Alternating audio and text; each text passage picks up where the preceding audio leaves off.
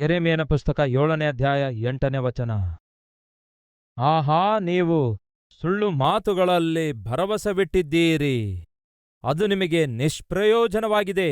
ಏನಂತೆ?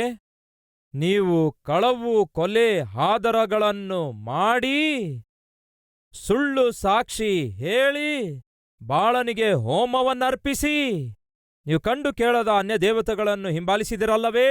ಆದಾಗ್ಯೂ ನನ್ನ ಹೆಸರುಗೊಂಡಿರುವ ಈ ಆಲಯಕ್ಕೆ ಬಂದು ನನ್ನ ಸನ್ನಿಧಿಯಲ್ಲಿ ನಿಂತು ನಮಗೆ ಪರಿಹಾರವಾಯಿತು ಎಂದು ಹೇಳಿ ಈ ಎಲ್ಲಾ ಅಸಹ್ಯ ಕೃತ್ಯಗಳನ್ನು ಇನ್ನೂ ನಡೆಸುವುದಕ್ಕೆ ಅವಕಾಶ ಮಾಡಿಕೊಳ್ಳುವಿರೋ? ನನ್ನ ಹೆಸರುಗೊಂಡಿರುವ ಈ ಆಲಯವು ನಿಮ್ಮ ದೃಷ್ಟಿಯಲ್ಲಿ ಕಳ್ಳರ ಗವಿಯಾಯಿತೋ? ಆಲೋಚಿಸಿರಿ. ಆಹಾ, ನಾನೇ ಇದನ್ನೆಲ್ಲ ನೋಡಿದ್ದೇನೆ ಎಂಬುದು ಯೆಹೋವನಾದ ನನ್ನ ನುಡಿ. ಅವರು ದೇವರ ಆಲಯದೊಳಗೆ ಬಂದು ತಾವು ಭಕ್ತರಾಗಿದ್ದೇವೆ ಅಂದುಕೊಳ್ತಿರುವಾಗ ದೇವರವರನ್ನು ಎಚ್ಚರಿಸ್ತಾರೆ. ಇದೇನು? ನನ್ನ ಆಲಯಕ್ಕೆ ಬರುತ್ತಿರುವ ನೀವೇನು? ನೀವು ಮಾಡ್ತಿರುವ ಕೆಲಸ ಏನು? ನಿಮ್ಮ ವರ್ತನೆ ಏನು? ನಿಮ್ಮ ನಡತೆ ಏನು? ನೀವು ಇಷ್ಟಾನುಸಾರವಾಗಿ ಜೀವಿಸುತ್ತಾ ಸಭೆಗೆ ಬಂದು ಭಕ್ತರಂತೆ ನಟಿಸುವುದೇನು? ನೀವು ಮಾಡ್ತಿರೋದೆಲ್ಲವನ್ನು ನಾನು ನೋಡ್ತಿದ್ದೇನೆ. 7ನೇ ಅಧ್ಯಾಯದಲ್ಲಿ ಯೆರೆಮೀಯನ ಮೂಲಕ ದೇವರು ಸಭೆಗೆ ಬರುವವರನ್ನು ಎಚ್ಚರಿಸುತ್ತಾರೆ. 25ನೇ ಅಧ್ಯಾಯ ವಚನ 2. ಪ್ರವಾದಿಯಾದ ಯೆರೆಮೀಯ ಯೆಹೂದ್ಯರೆಲ್ಲರಿಗೂ ಯೆರೂಸಲೇಮ್ ನಿವಾಸಿಗಳೆಲ್ಲರಿಗೂ ಈ ದೈವೋಕ್ತಿಯನ್ನು ಸಾರಿದನು. ಆಮೋನನ ಮಗನು ಯೆಹೂದದ ಅರಸನೂ ಆದ ಯೋಷೀಯನ ಆಳಿಕೆಯ 13ನೆಯ ವರ್ಷದಿಂದ ಈ ದಿನದವರೆಗೂ 23 ವರ್ಷಗಳಿಂದಲೂ 23 ವರ್ಷಗಳವರೆಗೂ ಅಂತೆ. ಎಷ್ಟು ವರ್ಷಗಳು ಒಮ್ಮೆ ಹೇಳಿ?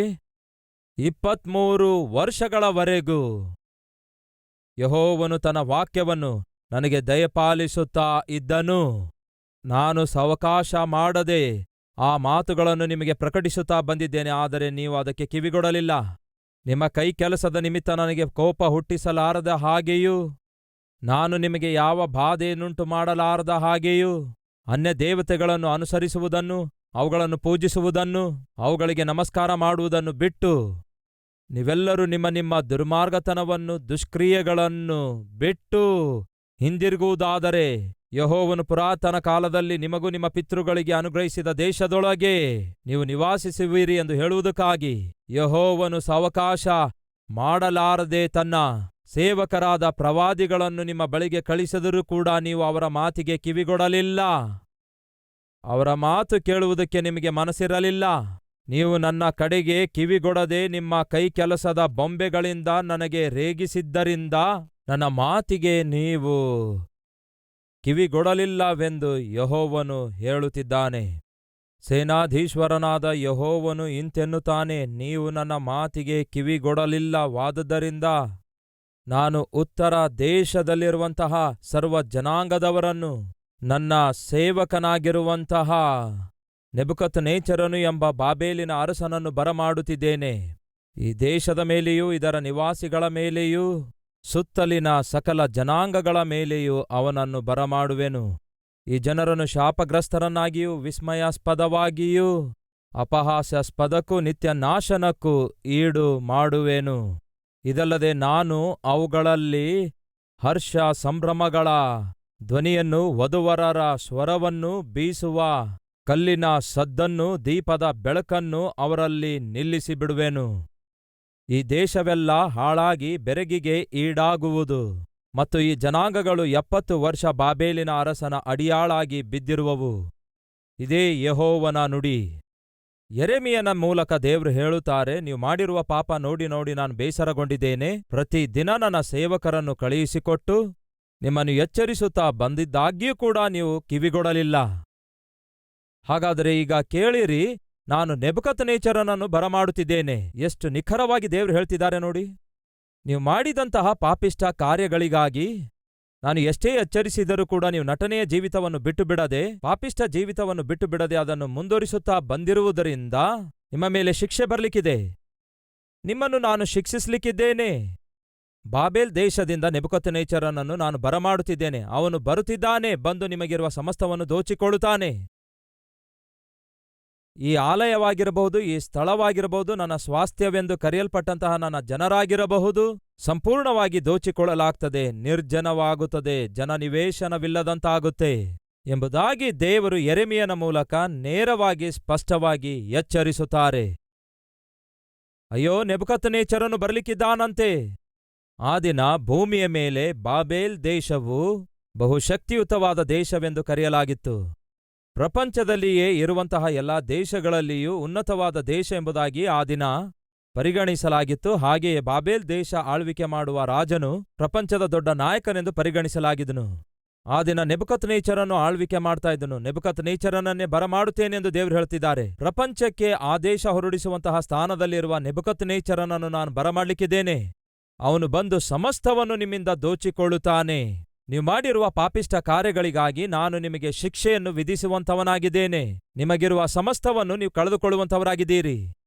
ನೀವು ಸಂಪಾದಿಸಿಕೊಂಡಿದ್ದೆಲ್ಲವೂ ಕೂಡ ದೋಚಿಕೊಳ್ಳಲಾಗುತ್ತದೆ. ನೀವು ಅನುಭವಿಸಲಿಕ್ಕೆ ಸಾಧ್ಯವಾಗುವುದಿಲ್ಲ.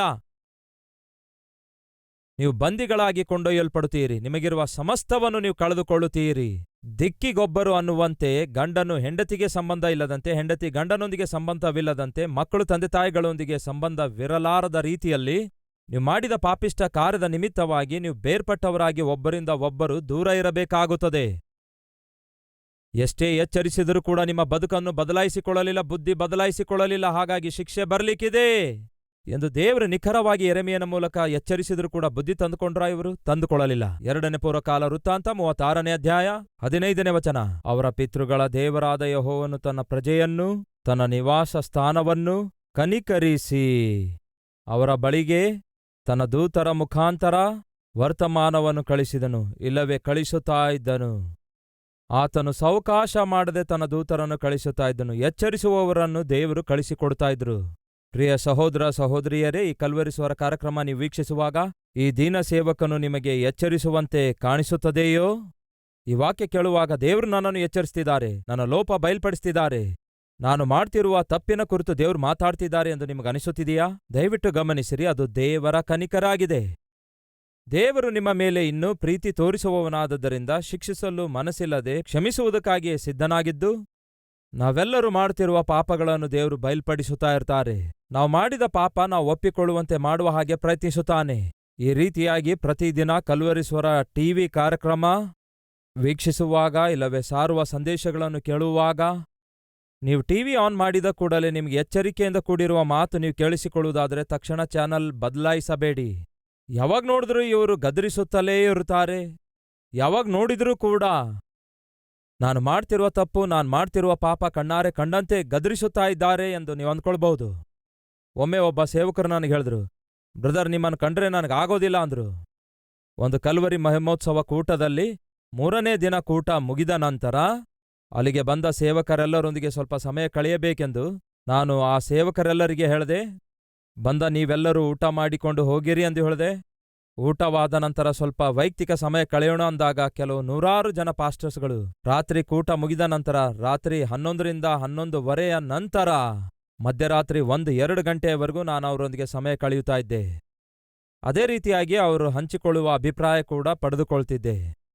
ಕಲ್ವರಿ ಮಹಿಮೋತ್ಸವ ಕೂಟಗಳು ಯಾವ ರೀತಿ ಜರುಗಿವೆ ಎಂದು, ಯಾಕೆ ಇಷ್ಟೊಂದು ಜನ ಬಂದು ವಾಕ್ಯ ಕೇಳ್ತಿದ್ದಾರೆಂದು, ಎಷ್ಟು ಜನ ಈ ವಾಕ್ಯದ ಮೂಲಕ ತಮ್ಮ ಜೀವಿತ ತಿದ್ದುಕೊಳ್ತಿದ್ದಾರೆಂದು ನಿಮಗೆ ಗೊತ್ತಿರುವ ಸಾಕ್ಷಿ ಹಂಚಿಕೊಳ್ಳ್ರಿ ಎಂದು ಕೇಳಿದಾಗ ಅಲ್ಲಿರುವ ಸೇವಕರು ಎಷ್ಟೋ ಶ್ರದ್ಧೆಯಿಂದ, ಎಷ್ಟೋ ಆಸಕ್ತಿಯಿಂದ ಸಾಕ್ಷಿ ಹಂಚಿಕೊಳ್ತಾ ಇದ್ರು.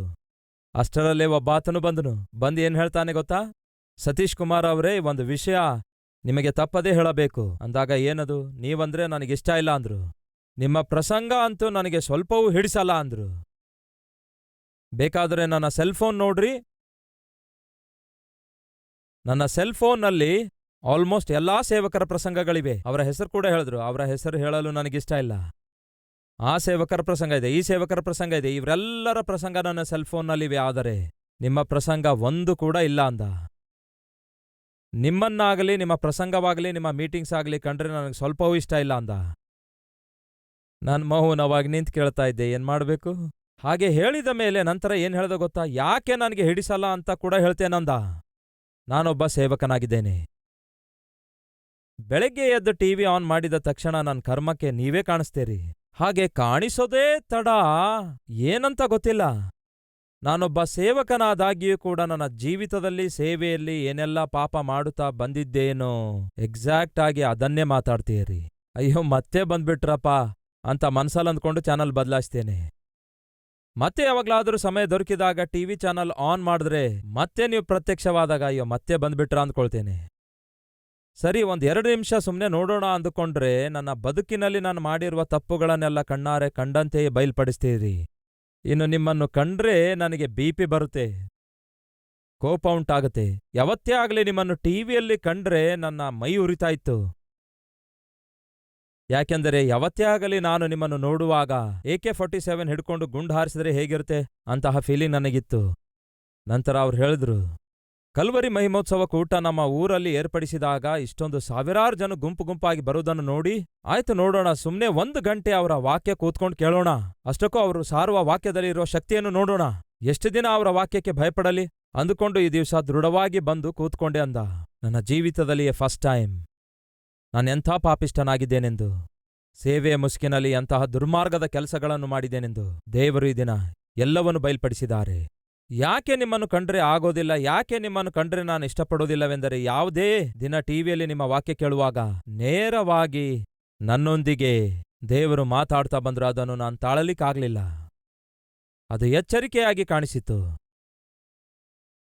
ಆ ಮಾತುಗಳು ಕೇಳಿಸಿಕೊಳ್ಳಿಕ್ಕಾಗ್ತಿರ್ಲಿಲ್ಲ. ಅದಕ್ಕಾಗಿಯೇ ನಿಮ್ಮ ಪ್ರಸಂಗಗಳನ್ನು ಯಾವತ್ತೂ ಕೇಳ್ತಾ ಇರಲಿಲ್ಲ. ಯಾಕೆಂದರೆ ನಿಮ್ಮ ಮಾತು ಅಲುಗುನಟ್ಟಂತಾಗ್ತಿತ್ತು.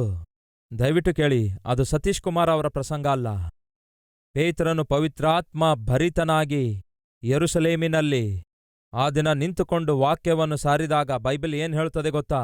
ವಾಕ್ಯ ಕೇಳಿದವರ ಹೃದಯದಲ್ಲಿ ಅಲುಗುನಟ್ಟಂತಾಗಿ ಎಂದು ಬರೆಯಲಾಗಿದೆ. ಪವಿತ್ರಾತ್ಮನಿಂದ ಒಬ್ಬ ಸೇವಕನು ವಾಕ್ಯವನ್ನು ಪ್ರಕಟಿಸುವಾಗ ಆ ವಾಕ್ಯ ಅಲುಗುನಟ್ಟಂತಾಗುವ ಹಾಗೆ ಮಾಡುತ್ತೆ. ಆ ದಿನ ಆ ಸೇವಕರು ಹೇಳ್ತಾರೆ, ಈ ದಿನ ನಾನು ಬರದೇ ಇದ್ದಿದ್ದೆ ಆದರೆ ನಾನು ಎಷ್ಟು ಪಾಪಿಷ್ಠನೆಂದು, ಎಷ್ಟು ಪಾಪಿಷ್ಠ ಸೇವಕನೆಂದು ಗ್ರಹಿಸಲಿಕ್ಕಾಗ್ತಿರ್ಲಿಲ್ಲ. ಅಯ್ಯ, ನನ್ನನ್ನು ಕ್ಷಮಿಸಿರಿ. ನಿಮ್ಮನ್ನು ಕಂಡ್ರೆ ನನಗಾಗದೇ ಇರುವುದಕ್ಕೆ ನಿಮ್ಮ ಕುರಿತು ನನಗೆ ಯಾವುದೋ ತಪ್ಪ ಅಭಿಪ್ರಾಯವಲ್ಲ, ಆದರೆ ವಾಕ್ಯ ಕೇಳಲಿಕ್ಕಾಗ್ತಿರ್ಲಿಲ್ಲ. ಯಾಕೆ ಕೇಳಲಿಕ್ಕಾಗ್ತಾ ಇಲ್ಲವೆಂದರೆ ನನ್ನಲ್ಲಿರುವ ಪಾಪ ನಿಮ್ಮ ವಾಕ್ಯ ಕೇಳಲಾರದಂತೆ ಮಾಡಿತು. ನನ್ನಲ್ಲಿರುವಂತಹ ಸೈತಾನನ ಕಾರ್ಯಗಳು, ಸೈತಾನನು ಮಾಡುವ ಕಾರ್ಯಗಳು ನಿಮ್ಮ ವಾಕ್ಯವನ್ನು ದೂರ ಇಟ್ಟಿತು. ಎಂದಾದರೂ ನಿಮ್ಮ ವಾಕ್ಯ ಬಂದಾಗ ವಾಕ್ಯ ಕೇಳಲಾರದಂತೆ ಸೈತಾನನು ಮಾಡ್ತಾ ಇದ್ದ. ಯಾಕೆಂದ್ರೆ ಆ ವಾಕ್ಯ ಕೇಳಿದ್ರೆ ನಾನು ಮಾರ್ಪಡ್ತೇನೆಂದು ಸೈತಾನನಿಗೆ ಗೊತ್ತು. ಅದಕ್ಕಾಗಿಯೇ ನಿಮ್ಮ ಯಾವ ಸಂದೇಶಗಳು ನನ್ನ ಸೆಲ್ಫೋನ್ನಲ್ಲಿಲ್ಲ. ಆದರೆ ಈ ದಿನ ಮೀಟಿಂಗಿಗೆ ಬಂದು ಕೂತ್ಕೊಂಡ ನಂತರ, ತಪ್ಪದೇ ಈ ದಿನ ಪೂರ್ತಿ ವಾಕ್ಯ ಕೇಳಬೇಕೆಂಬ ತೀರ್ಮಾನ ತೆಗೆದುಕೊಂಡ ನಂತರ ಎಲ್ಲರ ಸಮಕ್ಷಮದಲ್ಲಿ ಒಪ್ಪಿಕೊಳ್ತಿದ್ದೇನೆ, ನಾನು ತೋರುವಿಕೆಗೆ ಮಾತ್ರ ಸೇವಕನಾಗಿದ್ದೇನೆ, ಆದರೆ ಒಳಗಡೆ ಮಾತ್ರ ಸೇವಕ ಅಲ್ಲ. ಆದರೆ ಈ ದಿನ ದೇವರು ನನ್ನ ಬದುಕನ್ನೆಲ್ಲ ಬಯಲ್ಪಡಿಸಿದ್ದಾರೆ. ಇನ್ಮೇಲೆ ನಾನೇನಾದ್ರೂ ಕೇಳಿದ್ರೆ ಸತೀಶ್ ಕುಮಾರ್ ಅವರ ಸಂದೇಶಗಳೇ ಕೇಳಬೇಕು ಎಂದು ಆಶಿಸುತ್ತಿದ್ದೇನೆ ಅಂದ್ರು. ಸಹೋದರರೇ, ಸಹೋದರಿಯರೇ, ನೀವು ಕಲ್ವರಿ ಸ್ವರ ಕಾರ್ಯಕ್ರಮ ವೀಕ್ಷಿಸುವುದಕ್ಕಾಗಿ ಟಿವಿ ಆನ್ ಮಾಡಿದ ಕೂಡಲೇ ನಿಮ್ಮ ಜೀವಿತದಲ್ಲಿ ನೀವು ಮಾಡ್ತಾ ಬರ್ತಿರುವಂತಹ ಲೋಪ ಎಂಥದೆಂದು, ತಪ್ಪೆಂಥದೆಂದು ಈ ದೀನ ಸೇವಕನ ಮೂಲಕ ದೇವರು ಬಯಲ್ಪಡಿಸುತ್ತಿರುವುದಾದರೆ ದೇವರು ನಿಮ್ಮನ್ನು ಪ್ರೀತಿಸುತ್ತಿರುವುದರಿಂದಲೇ ವಾಕ್ಯದ ಮೂಲಕ ನಿಮಗೆ ತಿಳಿಯಪಡಿಸುತ್ತಿದ್ದಾರೆ. ತಂದೆ ತಾನು ಪ್ರೀತಿಸುವ ಮಕ್ಕಳಿಗೆ ಏನ್ಮಾಡ್ತಾನಂತೆ? ಗದರಿಸುತ್ತಾನೆ, ಹಾಗೆಯೇ ಪ್ರೀತಿಸುತ್ತಾನಂತೆ. ದೇವರು ಇಸ್ರಾಯೇಲರನ್ನು ಬಹಳವಾಗಿ ಪ್ರೀತಿಸಿದ್ರು. ಅದಕ್ಕಾಗಿ ಆತನು ತನ್ನ ಸೇವಕರನ್ನು ಸಾವಕಾಶ ಮಾಡದೆ ಅವರನ್ನು ಗದರಿಸುವುದಕ್ಕಾಗಿ, ಅವರಿಗೆ ಬುದ್ಧಿ ಹೇಳುವುದಕ್ಕಾಗಿ ದೇವರು ಕಳಿಸಿಕೊಟ್ಟಿದ್ರು. ಅವರೇನಾದ್ರೂ ಕೇಳಿದ್ರೋ? ಕೇಳಲಿಲ್ಲ. ಅದನ್ನೇ ಓದುತ್ತಿದ್ದೇನೆ ಬನ್ನಿ. 36ನೇ ಅಧ್ಯಾಯ 16ನೇ ವಚನ. ಸಾವಕಾಶ ಮಾಡದೆ ದೇವರು ತನ್ನ ದೂತರನ್ನು ಕಳಿಸಿದರು. ಅವರು ಆ ದೇವದೂತರಿಗೆ ಗೇಲಿ ಮಾಡುತ್ತಾ ಆತನ ವಾಕ್ಯಗಳನ್ನು ತುಚ್ಛೀಕರಿಸಿ ಆತನ ಪ್ರವಾದಿಗಳನ್ನು ಹೀಯಾಳಿಸಿದ್ದರಿಂದ ಆತನ ಕೋಪಾಗ್ನಿಯು ಆತನ ಪ್ರಜೆಯ ಮೇಲೆ ಉರಿಯುತ್ತಿತ್ತು. ಅದರ ತಾಪವು ಆರಿ ಹೋಗಲೇ ಇಲ್ಲ. ದೇವರು ನೋಡಿ ನೋಡಿ ಕೊನೆಗೆ ತಾಳೋದಿಲ್ಲ. ಈಗ ತಾನೇ ನಾವು ನೋಡಿದೇವಲ್ಲವೇ, 23 ವರ್ಷಗಳವರೆಗೂ ಸಾವಕಾಶ ಮಾಡದೆ ದೇವರು ಎಚ್ಚರಿಸುತ್ತಾ ಬಂದ್ರೂ ಕೂಡ ಅವರು ಕಿವಿಗೊಡಲಿಲ್ಲ. ಇದೇ ವಿಷಯವನ್ನು 100 ವರ್ಷಗಳ ಹಿಂದೆ ಯೆಶಾಯ ಪ್ರವಾದಿ ಪ್ರವಾದಿಸುತ್ತಾನೆ. ಶತ್ರು ಬರ್ಲಿಕ್ಕಿದ್ದಾನೆ, ಯೆರೂಸಲೇಮಾಗಲಿ ಇಸ್ರಾಯೇಲ್ ದೇಶವಾಗಲಿ ಸುಟ್ಟು ಹಾಕಲ್ಪಡುತ್ತದೆ ಎಂದು 100 ವರ್ಷಗಳ ಹಿಂದೆ ಯೆಶಾಯ ಭಕ್ತನ ಮೂಲಕ, ಪ್ರವಾದಿಯ ಮೂಲಕ ದೇವರು ಎಚ್ಚರಿಸಿದರೂ ಕೂಡ ಅವರು ಕೇಳಲಿಲ್ಲ ಪ್ರಿಯರೇ. ಯೆರೆಮೀಯನ ಮೂಲಕ ದೇವರು ಎಚ್ಚರಿಸಿದರೂ ಕೂಡ ಕೇಳಲಿಲ್ಲ ಪ್ರಿಯರೇ. ಮುಂದೆ ಏನಾಯ್ತೆಂದು ನೋಡಿ. ಇನ್ಮೇಲೆ ದೇವರು ಎಷ್ಟರ ಮಟ್ಟಿಗೆ ತನ್ನ ಕೋಪ ಬಯಲ್ಪಡಿಸ್ತಿದ್ದಾರೆ ಗೊತ್ತಾ? ಇನ್ಮೇಲೆ ಯಾರು ಕೂಡ ನನ್ನ ಕೋಪ ತಡೆಯಲು ಸಾಧ್ಯವೇ ಇಲ್ಲ ಎನ್ನುವಷ್ಟು ಯೆಹೋವನ ಕೋಪಾಗ್ನಿಯು ಆತನ ಜನರ ಮೇಲೆಯೂ ಇಳಿದು ಬಂದಿತು. ಆತನು ಅವರ ಮೇಲೆ ಕಸ್ದೀಯರ ಅರಸನನ್ನು ಬರಮಾಡಿದಾಗ ಅವನು ಅವರ ಪರಿಶುದ್ಧ ಸ್ಥಳವೂ ಆಗಿರುವಂತಹ ಆಲಯದಲ್ಲಿರುವ ಅವರ ಯೌವನಸ್ಥರನ್ನು ಕತ್ತಿಯಿಂದ ಕೊಂದು ಹಾಕಿದನು. ಅವನು ಯುವಭಟರನ್ನೂ ಯುವಕರನ್ನೂ ಯೌವನ ಕನ್ಯರನ್ನೂ ಮುದುಕರನ್ನೂ ಅತಿ ವೃದ್ಧರನ್ನೂ ಕನಿಕರಿಸದೆ ಎಲ್ಲರನ್ನೂ ಕೊಲ್ಲಿಸಿದನು. ದೇವರು ಅವರೆಲ್ಲರನ್ನೂ ಅವನ ಕೈಗೆ ಒಪ್ಪಿಸಿದನು. ಬಾಬೇಲಿನ ರಾಜನು ಎಲ್ಲಾ ಚಿಕ್ಕ ದೊಡ್ಡ ಸಾಮಾನುಗಳನ್ನು, ಯೆಹೋವನ ಮಂದಿರದ ಭಂಡಾರ ಮತ್ತು ಅವನ ಸರ್ದಾರರ ಭಂಡಾರ ಇವುಗಳ ದ್ರವ್ಯವನ್ನು ಬಾಬೇಲಿಗೆ ಒಯ್ದನು. ಏನಂತೆ ಅವನಿಗೆ ದೊರಕಿದ ದ್ರವ್ಯವನ್ನೆಲ್ಲ ಬಾಬೇಲಿಗೆ ಕೊಂಡೊಯ್ದನು. ಅಷ್ಟು ಮಾತ್ರವಲ್ಲದೆ ಕಸ್ದೀಯರು ದೇವರ ಆಲಯವನ್ನು ಸುಟ್ಟು ಹಾಕಿ ಏನ್ ಮಾಡಿದ್ರಂತೆ? ದೇವರ ಆಲಯವನ್ನು ಸುಟ್ಟು ಹಾಕಿ ಯೆರೂಸಲೇಮಿನ ಪೌಳಿ ಗೋಡೆಗಳನ್ನು ಕೆಡವಿ ಹಾಕಿ ಅದರ ನಗರಗಳನ್ನೆಲ್ಲ ಸುಟ್ಟಿ ಹಾಕಿದರು. ಅದರಲ್ಲಿರುವಂತಹ ಅಮೂಲ್ಯವಾದ ವಸ್ತುಗಳನ್ನೆಲ್ಲ ನಾಶ ಮಾಡಿದರು. ಕತ್ತಿಗೆ ತಪ್ಪಿಸಿಕೊಂಡು ಹತರಾಗದೇ ಇರುವಂಥವರನ್ನು ಅರಸನು ಬಾಬೇಲಿಗೆ ಸೆರೆವೊಯ್ದನು. ಪಾರಸಿಯ ಪ್ರಭುತ್ವವು ಅಲ್ಲಿ ಸ್ಥಾಪಿತವಾಗುವವರೆಗೆ ಅವರು ಅವನಿಗೂ ಅವನ ಮಕ್ಕಳಿಗೂ ಸೇವಕರಾಗಿದ್ದರು. ಈ ಪ್ರಕಾರ ಯೆಹೋವನು ಯೆರೆಮೀಯನ ಮುಖಾಂತರ ಹೇಳಿಸಿದ ಮಾತು ನೆರವೇರಿ ದೇಶವು ತನ್ನ ಸಬ್ಬತ್ ಕಾಲವನ್ನು ಅನುಭವಿಸುವುದಕ್ಕೆ ಮಾರ್ಗವಾಯಿತು. ದೇಶವು 70 ವರ್ಷ ಹಾಳು ಬಿದ್ದು ಆ ಕಾಲದಲ್ಲೆಲ್ಲ ವಿಶ್ರಾಂತಿಯನ್ನು ಅನುಭವಿಸುತ್ತಿತ್ತು. ಏನರ್ಥವಾಯ್ತು ನಿಮಗೆ? ಯೆಶಾಯನ ಮೂಲಕ ದೇವರು ಏನೆಲ್ಲ ಪ್ರವಾದಿಸಿದರು ಅಂದರೆ 100 ವರ್ಷದ ಹಿಂದೆ. ಯೆರೆಮೀಯನ ಮೂಲಕ ದೇವರು ಯಾವ ಎಚ್ಚರಿಕೆಯನ್ನು ಕೊಟ್ಟರೋ 23 ವರ್ಷಗಳವರೆಗೂ ಯಾರು ಕೇಳಲಿಲ್ಲ ಪ್ರಿಯರೇ, ಲಕ್ಷಿಸಲೇ ಇಲ್ಲ. ದೇವರ ಆಲಯ ನಮಗಿದ್ರೆ ಸಾಕು, ದೇವರೊಂದಿಗೆ ಸಂಬಂಧವಿಲ್ಲದಿದ್ರೂ ನಡೆಯುತ್ತೆ, ಸಭೆಗೆ ಹೋದ್ರೆ ಸಾಕು, ಪ್ರಾರ್ಥನೆಯಲ್ಲಿ ಪಾಲ್ಗೊಂಡ್ರೆ ಸಾಕು, ಆಫರಿಂಗ್ ಕೊಟ್ರೆ ಸಾಕು ಎಂಬ ಭ್ರಮೆಯಲ್ಲಿ ಅವರು ಜೀವಿಸಿದರೆ ಹೊರತು ತಮ್ಮ ಬದುಕನ್ನು ಮಾತ್ರ ಮಾರ್ಪಡಿಸಿಕೊಳ್ಳಲಿಲ್ಲ. ನಿಮ್ಮ ಬದುಕನ್ನು ಬದಲಾಯಿಸಿಕೊಳ್ಳಿ, ನಿಮ್ಮ ಜೀವಿತ ತಿದ್ದುಕೊಳ್ಳಿರಿ, ನನ್ನ ಮಾತನ್ನು ಕೇಳಿರಿ. ನನಗೆ ಬೇಕಾದದ್ದು ತೋರ್ವಿಕೆಯ ಭಕ್ತಿಯಲ್ಲ, ನಿಮ್ಮ ನಟನೆಯ ಜೀವಿತವಲ್ಲ, ತೋರ್ವಿಕೆಯ ಭಕ್ತಿಯಲ್ಲ, ನಿಮ್ಮ ಹೃದಯ ಶುದ್ಧಿಯಾಗಿರಬೇಕು ಎಂದು ಹೇಳಿದ್ರೆ ಲಕ್ಷಿಸಲಿಲ್ಲ. ನಟಿಸುತ್ತಾ ಬಂದಿದ್ರು, ಮನುಷ್ಯರನ್ನು ನಂಬಿಸುತ್ತಾ ಬಂದಿದ್ರು, ನಾಟಕ ಮಾಡ್ತಾ ಬಂದಿದ್ರು. ಕೊನೆಗೆ ದೇವರ ಕೋಪಾಗ್ನಿ ಇಳಿದು ಬರುತ್ತೆ. ದೇವರು ಮಾಡಿದೇನ್ ಗೊತ್ತಾ? ಬಾಬೇಲಿನ ಅರಸನು ಬರ್ತಾನೆ, ಯೌವನಸ್ಥರನ್ನೆಲ್ಲ ಬಾಬೇಲಿನ ಅರಸನು ಕೊಂಡೊಯ್ತಾನೆ. ಹಾಗೆ ಯೌವನಸ್ಥರನ್ನು ಕೊಂಡೊಯ್ಯುವಾಗಲೇ ದಾನಿಯೇಲನು ಕೂಡ ಕೊಂಡೊಯ್ಯಲ್ಪಟ್ಟ. ಶದ್ರಕ್, ಮೇಷಕ್, ಅಬೇದ್ನೆಗೋ ಈ 4 ಜನರನ್ನು ನೋಡ್ತೇವಲ್ಲವೇ? ಈಗೋ ಇಲ್ಲಿಯೇ ಒಂದೇ ಸಮನೆ ಬಾಬೇಲಿನ ಅರಸನು ಬರ್ತಾನೆ, ನೆಬೂಕದ್ನೆಚ್ಚರನು ಬರ್ತಾನೆ, ಯೆರೂಸಲೇಮ್ ಪಟ್ಟಣವನ್ನೆಲ್ಲ ಸುಟ್ಟಿ ಹಾಕ್ತಾನೆ, ಆಲಯವನ್ನು ಕೂಡ ಸುಟ್ಟಾಕ್ತಾನೆ, ಆಲಯದಲ್ಲಿರುವಂತಹ ಪವಿತ್ರವಾದ ಅಮೂಲ್ಯವಾದ ಉಪಕರಣಗಳನ್ನೆಲ್ಲ ಕೊಂಡೊಯ್ತಾನೆ. ಹೋಗ್ತಾ ಹೋಗ್ತಾ ಅಲ್ಲಿರುವಂತಹ ಯೌವನಸ್ಥರನ್ನು, ಜ್ಞಾನವುಳ್ಳವರನ್ನು, ರಾಜವಂಶದಲ್ಲಿ ಹುಟ್ಟಿದಂಥವರನ್ನು, ಚೆನ್ನಾಗಿ ಓದಿದವರನ್ನು, ಸಕಲ ವಿದ್ಯೆ ಕಲಿತುಕೊಂಡವರನ್ನು ತನ್ನೊಂದಿಗೆ ಕರೆದೊಯ್ತಾನೆ, ಬಂಧಿಸಿ ಕೊಂಡೊಯ್ತಾನೆ. ಹಾಗೆ ಹಿಡಿದುಕೊಂಡು ಹೋದಂಥವರಲ್ಲಿಯೇ ದಾನಿಯೇಲನಿದ್ದಾನೆ, ಶದ್ರಕ್ಕಿದ್ದಾನೆ, ಮೇಷಕ್ಕಿದ್ದಾನೆ, ಅಬೇದ್ನೆಗೋ ಕೂಡ ಇದ್ದಾನೆ. ಇವರೆಲ್ಲರನ್ನೆಲ್ಲ ಕೊಂಡೊಯ್ತಾನೆ. ಪಟ್ಟಣವೆಲ್ಲ ಹಾಳಾಯ್ತು, ಯೆರೂಸಲೇಮ್ ಸುಟ್ಟಾಕಲಾಯ್ತು, ಆಲಯ ಸುಟ್ಟಾಕಲಾಯ್ತು, ದೇಶವೆಲ್ಲ ನಿರ್ಜನವಾಗಿ ಮಾರ್ಪಟ್ಟಿತು. ದೇಶವೆಲ್ಲ ಸುಟ್ಟು ಹೋದ ನಂತರ, ಯೆರೂಸಲೇಮೆಲ್ಲ ಸುಟ್ಟು ಹಾಕಲ್ಪಟ್ಟ ನಂತರ, ಆಲಯ ಸುಟ್ಟು ಹಾಕಲ್ಪಟ್ಟ ನಂತರ ಆಸಾಫನು ಬಂದು ಇದನ್ನೆಲ್ಲ ನೋಡಿ, ಇದೇನು ದೇವರೇ,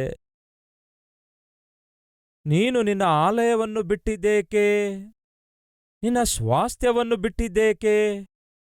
ನಿನ್ನ ಸ್ಥಳವನ್ನು ಬಿಟ್ಟಿದ್ದೇಕೆ ಎಂದು ಪ್ರಶ್ನಿಸ್ತಿದ್ದಾನೆ, ಬಾಧೆಯಿಂದ, ದುಃಖದಿಂದ, ದಿಗಿಲಿನೊಂದಿಗೆ.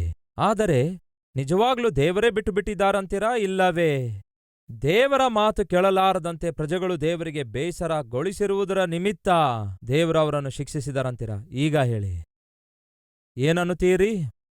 ಈ 74ನೆಯ ಕೀರ್ತನೆಯಲ್ಲಿ ಆಸಾಫನು ಪ್ರಶ್ನಿಸುತ್ತಿರುವ ಪ್ರಶ್ನೆಗಳು, ಅವನು ಕೇವಲ ಸುಟ್ಟು ಹೋಗಿರುವ ದೇಶವನ್ನು, ಸುಟ್ಟು ಹಾಕಲ್ಪಟ್ಟ ಪಟ್ಟಣವನ್ನು ನೋಡಿ, ಬೂದಿಯಾಗಿ ಮಾರ್ಪಟ್ಟಿರುವ ಆಲಯವನ್ನು ನೋಡಿ ವೇದನೆಯಿಂದ ಪ್ರಶ್ನಿಸ್ತಾನೆ. ಹಾಗೆ ನಮ್ಮಲ್ಲಿ ಕೂಡ ಅನೇಕರು ಇರೋ ವಿಷಯವನ್ನು ಗ್ರಹಿಸಲಾರದೆ, ಗಮನಿಸಲಾರದೆ, ನಮ್ಮ ಜೀವಿತ ದೇವರೊಂದಿಗೆ ಸರಿಯಾದ ಸಂಬಂಧದಲ್ಲಿರದೆ, ಆತನು ಆಶಿಸಿದಂತೆ ಜೀವಿಸಲಾರದೆ, ನಮ್ಮ ಲೋಪಗಳನ್ನು ಸರಿಪಡಿಸಿಕೊಳ್ಳದೆ, ನಮ್ಮ ತಪ್ಪುಗಳನ್ನು ತಿದ್ದುಕೊಳ್ಳದೆ, ನಮ್ಮ ಬದುಕನ್ನು ಬದಲಾಯಿಸಿಕೊಳ್ಳಲಾರದೆ, ನಮ್ಮ ಜೀವಿತದಲ್ಲಿ ಬರುವ ಸಮಸ್ಯೆಗಳನ್ನು ನೋಡಿ, ಕಷ್ಟಗಳನ್ನು ನೋಡಿ ವ್ಯಾಧಿ ಬಾಧೆಗಳನ್ನು ನೋಡಿ, ಆರ್ಥಿಕ ಸಮಸ್ಯೆಗಳನ್ನು ನೋಡಿ, ಹೋರಾಟಗಳನ್ನು ನೋಡಿ, ಕಷ್ಟ ನಷ್ಟಗಳನ್ನು ನೋಡಿ, ಎಲ್ಲಿದ್ದಿ ದೇವರೇ ನೀನು?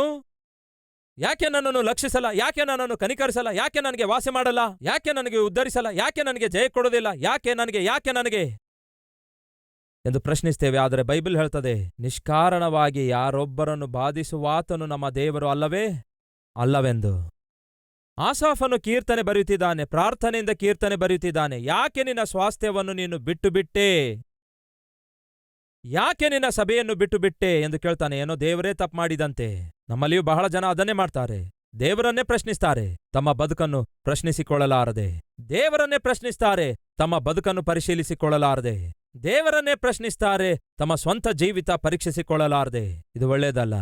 ಕೊನೆಗೆ ಆಸಾಫನಿಗೆ ಅರ್ಥವಾಗುತ್ತೆ, ಎಲ್ಲವನ್ನು ನೋಡಿದ ನಂತರ ಅರ್ಥವಾಗುತ್ತೆ. ಅರ್ಥವಾದ ನಂತರ ಆಯ್ತು ಸರಿ ದೇವರೇ, ಈ ದಿನ ದೇಶವೆಲ್ಲ ಸುಟ್ಟು ಹಾಕಲ್ಪಟ್ಟಿದೆ, ಯೆರೂಸಲೇಮ್ ಕೂಡ ಸುಟ್ಟು ಹಾಕಲ್ಪಟ್ಟಿದೆ, ಆಲಯ ಕೂಡ ನಾಶ ಮಾಡಲಾಗಿದೆ, ಇಸ್ರಾಯೇಲ್ ಪ್ರಜೆಗಳು ಬಂದಿಗಳಾಗಿ ಒಯ್ಯಲ್ಪಟ್ಟಿದ್ದಾರೆ. ಆ ನಂತರ ಪ್ರಲಾಪಿಸುತ್ತಾ ಮೊರೆಯಿಡುತ್ತಾನೆ. ಏನೆಂದು ಗೊತ್ತಾ? ದೇವರೇ, ಯೆಹೋವನೇ, ನಿನ್ನ ಪ್ರಜೆಗಳನ್ನು ಜ್ಞಾಪಕ ಮಾಡಿಕೋ ಎಂಬುದಾಗಿ. ಎರಡನೇದಾಗಿ, ನಿನ್ನ ಪ್ರಮಾಣವನ್ನು ಜ್ಞಾಪಕ ಮಾಡಿಕೋ. ಪ್ರಮಾಣ ಮಾಡಿದೆಯಲ್ಲವೇ? 70 ವರ್ಷಗಳ ನಂತರ ಮತ್ತೆ ನಿನ್ನ ಪ್ರಜೆಗಳನ್ನು ಹಿಂತಿರುಗಿ ಕರೆತರ್ತಿ ಎಂದು ಪ್ರಮಾಣ ಮಾಡಿದೆಯಲ್ಲವೇ? ಮತ್ತೆ ಈ ಪಟ್ಟಣ ನಿರ್ಮಿಸುತ್ತೇನೆಂದು ನೀನು ಪ್ರಮಾಣ ಮಾಡಿದೆಯಲ್ಲವೇ? ನಾವು ತಪ್ಪು ಮಾಡಿದ್ರು, ಪಾಪ ಮಾಡಿದ್ರು ನಿನ್ನ ಮಕ್ಕಳೇ ಆಗಿದ್ದೇವಲ್ಲವೇ? ನಿನ್ನ ಪ್ರಜೆಗಳಾಗಿದ್ದೇವಲ್ಲವೇ? ದಯವಿಟ್ಟು ಜ್ಞಾಪಕ ಮಾಡಿಕೋ ದೇವರೇ. ಈ ದಿನ ಹೀಗೆಯೇ ನಾವು ಕೂಡ ಪ್ರಾರ್ಥಿಸಬೇಕು.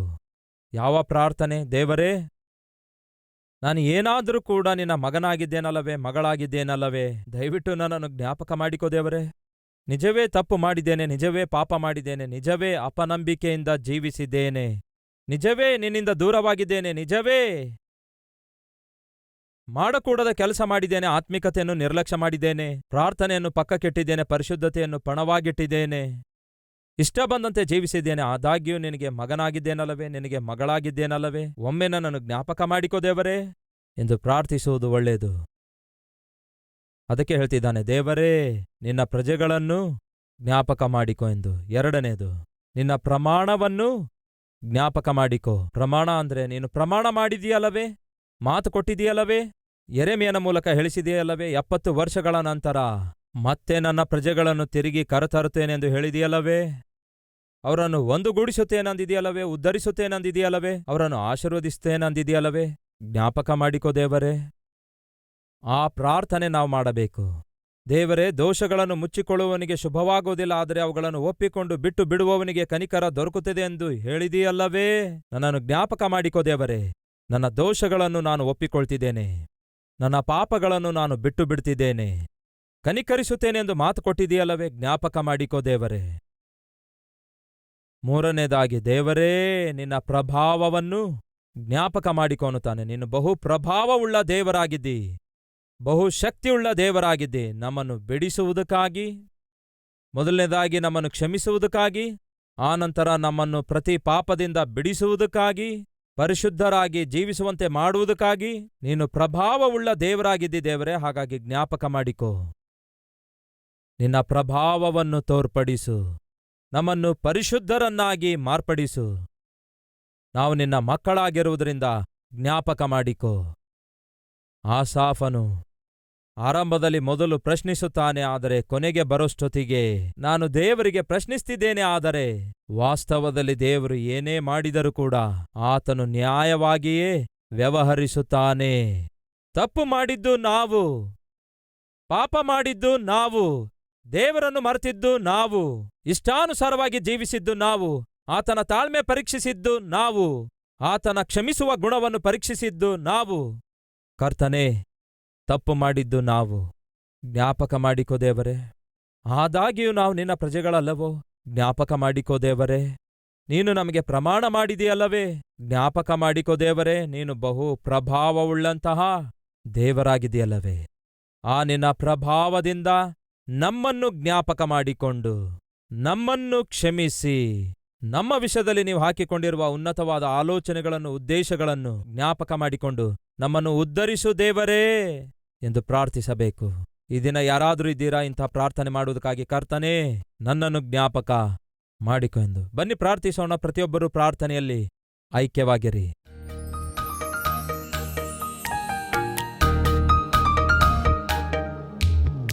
ಪ್ರೀತಿಯುಳ್ಳ ತಂದೆಯೇ, ಆಸಾಫನು ಪ್ರಶ್ನಿಸುತ್ತಾನೆ. ಜರುಗಿದ್ದೇನೆಂದು ಯೋಚಿಸಲಾರದೆ ಪ್ರಶ್ನಿಸುತ್ತಾನೆ. ಆದರೆ ಆ ನಂತರ ವಾಸ್ತವ ಗ್ರಹಿಸಿಕೊಳ್ತಾನೆ. ಅದಕ್ಕಾಗಿಯೇ ಪ್ರಲಾಪಿಸುತ್ತಾನೆ, ದೇವರೇ, ನಿನ್ನ ಪ್ರಜೆಗಳನ್ನು ಜ್ಞಾಪಕ ಮಾಡಿಕೋಯ್ಯ.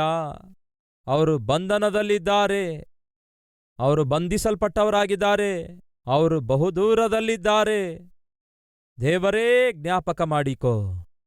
ನಿನ್ನ ಪ್ರಮಾಣವನ್ನು ಜ್ಞಾಪಕ ಮಾಡಿಕೋ, ನಿನ್ನ ಪ್ರಭಾವವನ್ನು ಜ್ಞಾಪಕ ಮಾಡಿಕೋ. ದೇವರೇ, ಈ ದಿನ ಈ ವಾಕ್ಯ ಕೇಳಿ ಪ್ರಾರ್ಥನೆ ಮಾಡುತ್ತಿರುವಂತಹ ಪ್ರತಿಯೊಬ್ಬರನ್ನು ಜ್ಞಾಪಕ ಮಾಡಿಕೋ. ದೇವರೇ, ನಮ್ಮಲ್ಲಿ ಯಾವ ನೀತಿ ಇಲ್ಲ ಎನ್ನುವುದು ವಾಸ್ತವ. ನಮ್ಮ ಅಂಗಾಲಿನಿಂದ ನಡು ನೆತ್ತಿಯವರೆಗೂ ನಮ್ಮಲ್ಲಿ ಯಾವ ಒಳ್ಳೆಯತನವಿಲ್ಲ ಎನ್ನುವುದು ವಾಸ್ತವ. ದೇವರೇ, ತಾಯಿ ಗರ್ಭದಲ್ಲಿ ನಾವು ಹುಟ್ಟುವುದಕ್ಕಿಂತ ಮುಂಚೆಯೇ ಆ ಗರ್ಭದಲ್ಲಿರುವಾಗಲೇ ನಾವು ಪಾಪಿಷ್ಠರಾಗಿದ್ದೆವು. ನಮ್ಮನ್ನು ಮನ್ನಿಸಿರಿ ದೇವರೇ. ಅಂಗಾಲು ಮೊದಲುಗೊಂಡು ನಡು ನತ್ತಿಯವರೆಗೂ ಯಾವ ಒಳ್ಳೆತನವಿಲ್ಲದ ನಮ್ಮೊಳಗೆ ನಿಮ್ಮ ನೀತಿಯನ್ನು, ನಿಮ್ಮ ಪರಿಶುದ್ಧತೆಯನ್ನು ಬರಗೊಳಿಸು ದೇವರೇ.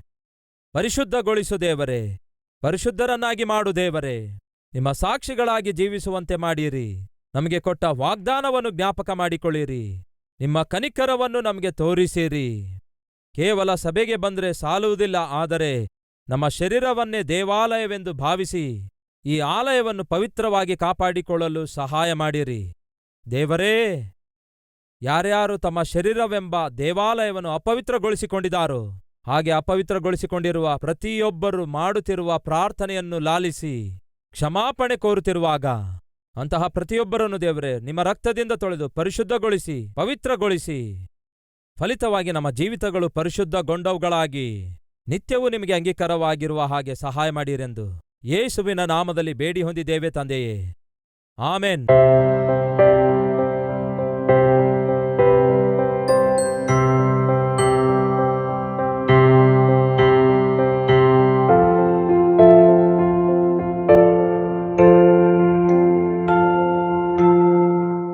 Plaza, Kalvari, Post Box number 30, Kukatpalli, Hyderabad 72.